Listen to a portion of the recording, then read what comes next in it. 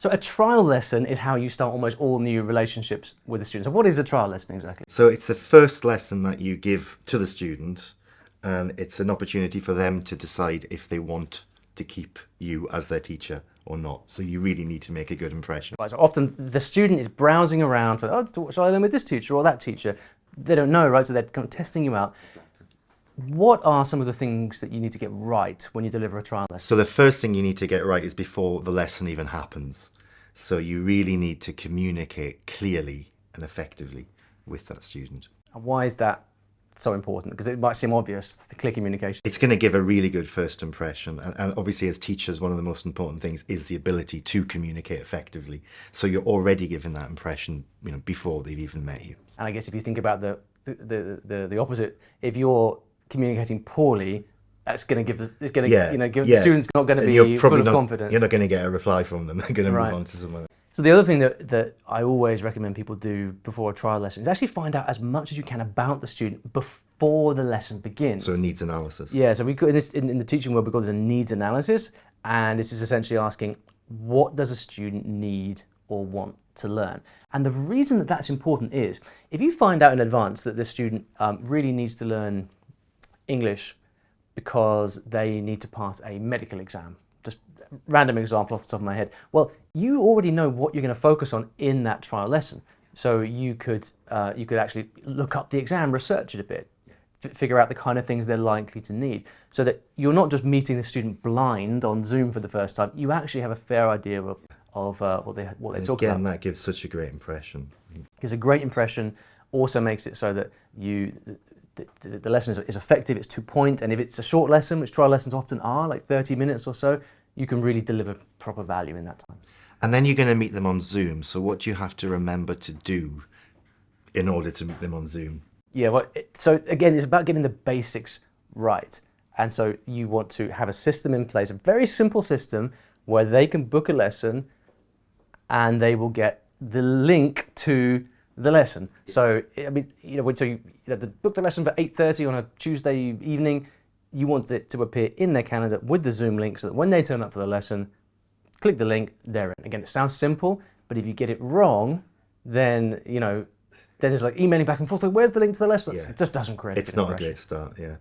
And then once you're in that lesson, one of the key things you need to do as soon as possible is put them at ease and make them feel comfortable. How would you do that?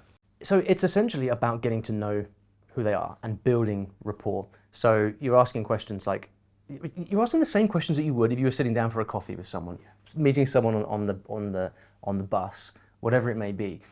I think as new teachers tend to jump too quickly into the teaching side of it, and they go, "What can I teach you?" Because they're trying to impress the students. They're trying to impress. They're also nervous, and often when you meet people on Zoom, the fabric of conversation, like this kind of social fabric between two people, hasn't quite settled. Yeah. And so you kind of default then to what you think you should do, which is kind of jumping into awkward questions or just forcing in teaching moments. But actually, what you've got to remember is that these are real people. The student is probably more nervous than you are, almost certainly more nervous. Which is hard to imagine when you're teaching that trial lesson. That first trial lesson, I mean, you're nervous, and it's fine to be nervous. I still get a little bit nervous. Me too. The first time I meet a new student. Yeah. But they are more nervous than you. Yeah. Because they are the one who is going to struggle to communicate. Yeah. So getting to know them, talking to them as a human being, putting them at ease. And we don't know what their previous learning experiences are either. So if they've learned a long time ago with a teacher was a bit strict, for example, they may be expecting the same from you. So if you can build that rapport with them, it's such a fundamental first step.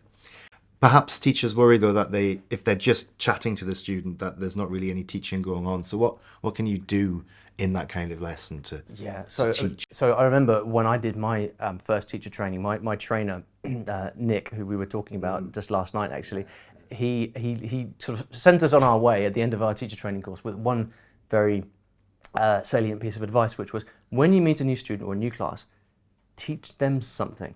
Make sure that they leave the lesson having learned something. And so this is really important to remember for trial lessons. You want to make sure that the student, but by the end of the lesson, they've learned something tangible. It doesn't have to be a lot, but it needs to be something concrete. And so one of the things that I always like to do is whilst you're in that phase of building rapport, asking them questions, when they say things that are not quite right, make a note, write them down. If you're on the computer, you can do this on a Google Doc, or you might like to do it on a notepad. But it is good on a doc of some kind, because then you can share your screen later. And the idea is that you want to build up a few examples of errors, mistakes, things that they say that aren't quite natural. Yeah.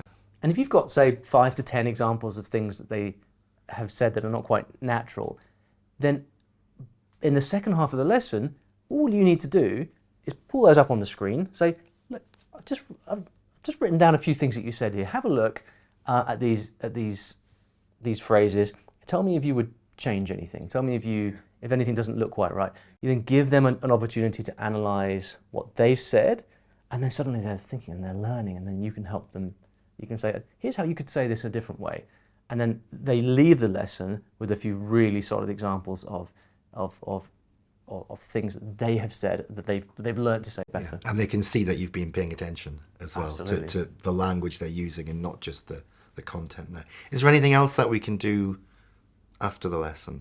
So I think one of the things you want to do during the trial lesson, is give a fairly accurate reflection of what a real lesson would be like. So that because the student's going to be thinking, right, if I continue learning with this teacher, what will it be like? Will I learn? Yeah. And so what do you do at the end of a lesson? You give them homework of some kind. I tend not to call it homework, but it's a way for them to continue learning outside the lesson. So let's say that you are talking about the medical exam that we mentioned earlier, for example. What you might do then at the end of the lesson is say, well, look, it's been really great to talk. Here's something for you to do after the lesson to take home with you. It's an article that I found on the BBC about this medical exam, and whatever it may be. Go and read it, see if you can understand it, and do that in your own time. And by doing that, you're giving them something to do at home, which means they continue to learn, but it also demonstrates that you take the learning seriously, and that you're not just looking to get out of the lesson as quickly as possible, but their learning is in. And you're giving them a reason to come to the next lesson as well, so you can talk about that article together.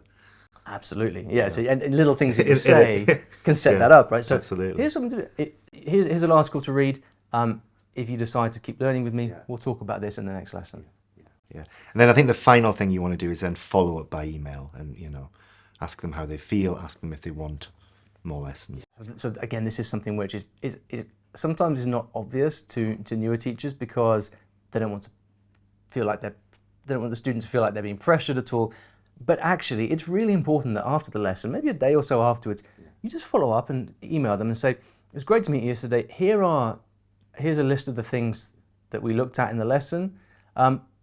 Would you like to continue learning together? Really simple, nice email. There's no pressure there. But for a student who might be indecisive or not quite sure, it just gives them an option. It gives them the opportunity to say yes.